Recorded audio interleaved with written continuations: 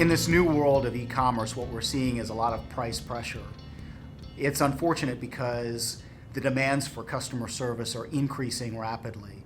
There's an expectation that consumers are going to get their product either next day or, in cases now, same day.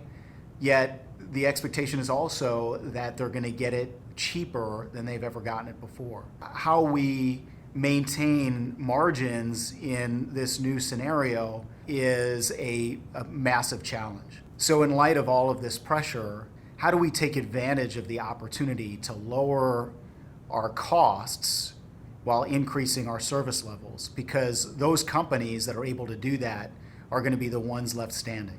Think about this new environment as an ecosystem.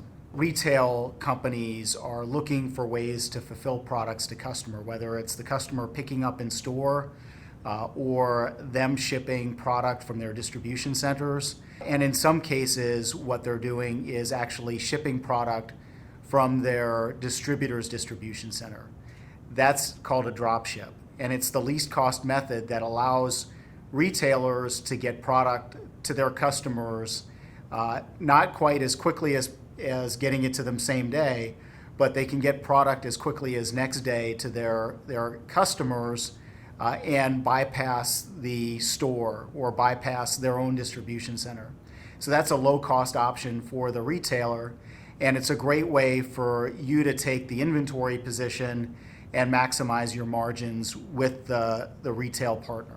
So what a lot of distributors find is it's challenging to merchandise, it's challenging to market on somebody else's web storefront. You no longer have control over how your inventory is positioned on someone else's site.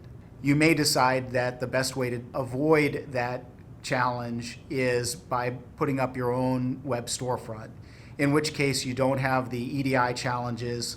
You can decide how you want to ship product most effectively.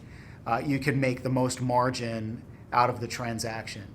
But it does take building your own brand. It takes building a loyal consumer base. So it's a lot more challenging, but ultimately it would result in a lot more margin for your business.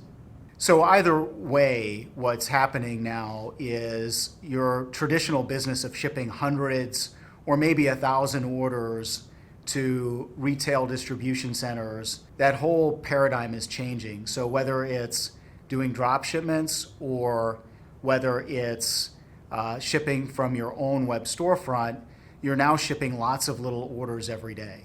That can be easier to deal with when it's a couple hundred orders a day. But when that volume increases to thousands a day or tens of thousands a day or potentially even hundreds of thousands a day, the operational challenges can be overwhelming. A couple of things to think about as you grow this internet retail business. Again, whether it's retail drop shipments or it's right off your own website, you've got to be thinking about not only the systems that you have in place, but you also have to be thinking about the infrastructure that you have in place. Is your warehouse laid out effectively to handle volumes of unit shipments rather than case and pallet shipments? Do you require automation technologies? What we're seeing in the market is a lot of companies that do massive amounts of unit shipments are looking to conveyors, pick-to-light, put-wall systems. These are things that you may want to start thinking about as the volume of your orders grow. As a distribution company, you're in a bit of a precarious position. You're not the manufacturer, you're not the retailer. The challenge is how to survive in this market as internet retail grows and retail companies are thinking about how do I source product directly, how do I get product directly to the end user. So finding ways to add value in this new economy is going to be really important.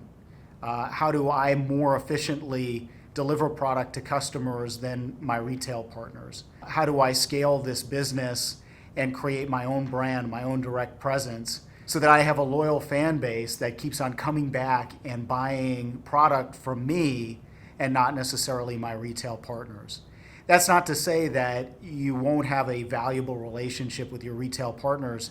You can thrive. In fact, we have customers that are shipping hundreds of thousands of orders a day with retail partners.